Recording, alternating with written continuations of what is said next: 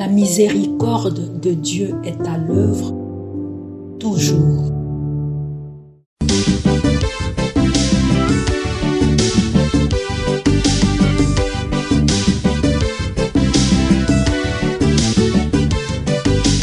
Biblia, buku ya bomoi, buku ya bonyae, emayele, ekokolisa boya bibwa biso.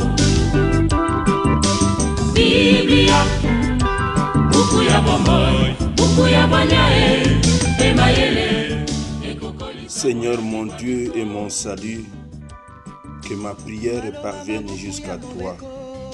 Entends-moi qui t'implore. Au nom du Père et du Fils et du Saint-Esprit. Amen. Mama bakotanga Biblia, batata bakotanga. Bien, chers frères et sœurs, dans le Christ, bonjour. Ce samedi 16 novembre, notre mère l'Église nous propose la méditation sur deux textes. La première lecture est tirée de la troisième lettre de Saint Jean, du verset 5 au verset 8. L'évangile, c'est l'extrait de l'évangile de Jésus-Christ selon saint Luc, au chapitre 18, du verset 1 au verset 8. Prions le Seigneur.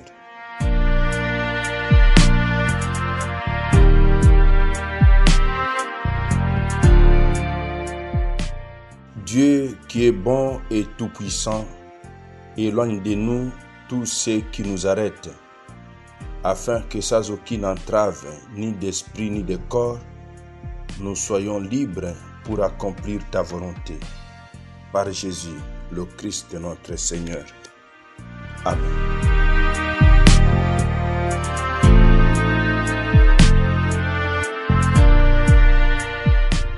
Liturgie de la parole de Dieu.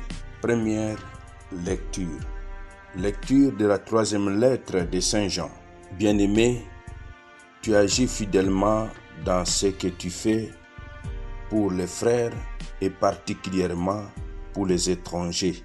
En présence de l'Église, ils ont rendu témoignage à ta charité. Tu feras bien de faciliter leur voyage d'une manière digne de Dieu, car c'est pour son nom qui se sont mis en route sans rien recevoir des païens. Nous devons donc apporter notre soutien à de tels hommes pour être des collaborateurs de la vérité. Parole du Seigneur, nous rendons grâce à Dieu.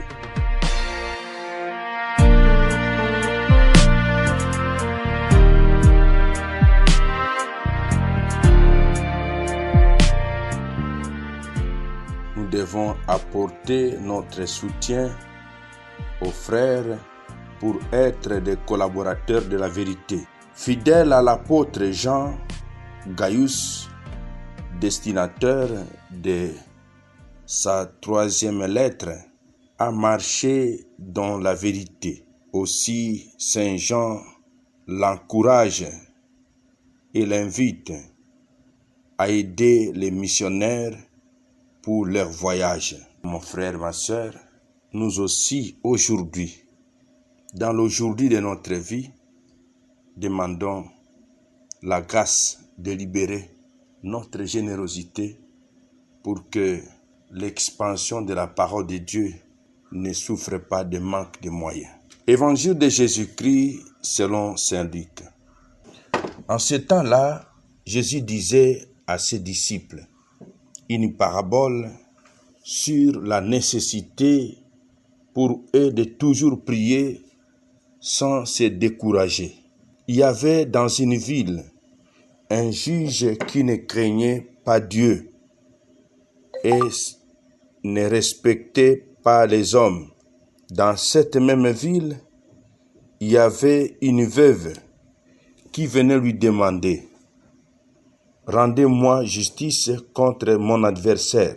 Longtemps, il refusa, puis il se dit « Même si je ne crains pas Dieu et ne respecte personne, comme cette veuve commence à m'ennuyer, je vais lui rendre justice pour qu'elle ne vienne plus sans cesse m'assommer.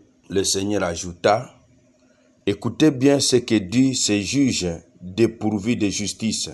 Et Dieu ne ferait pas justice à ses élus qui crient vers lui jour et nuit?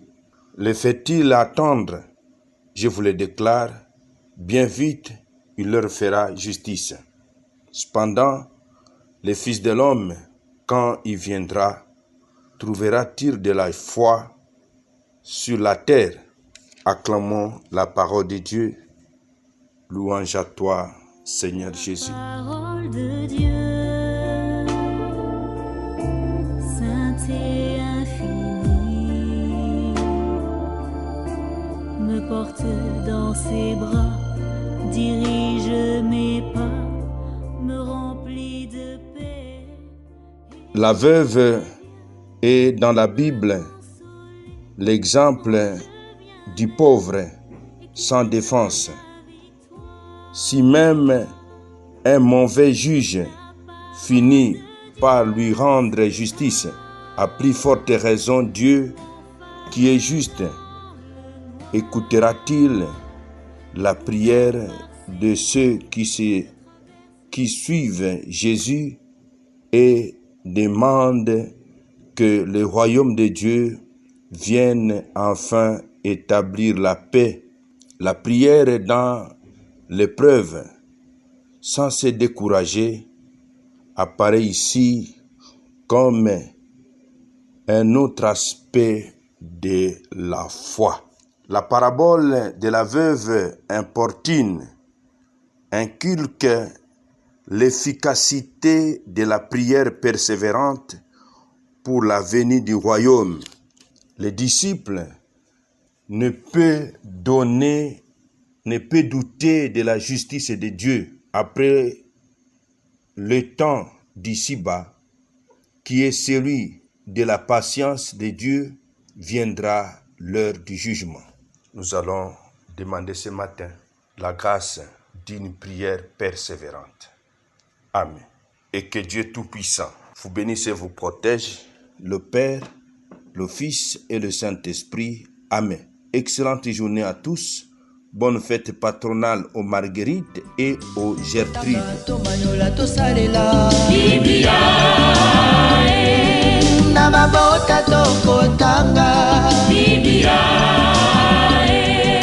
Namasanga tokotanga oh bipai biso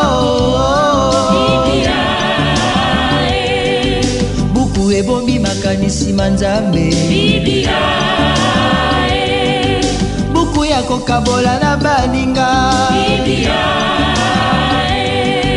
buku ya kobomba na se ya mbeto te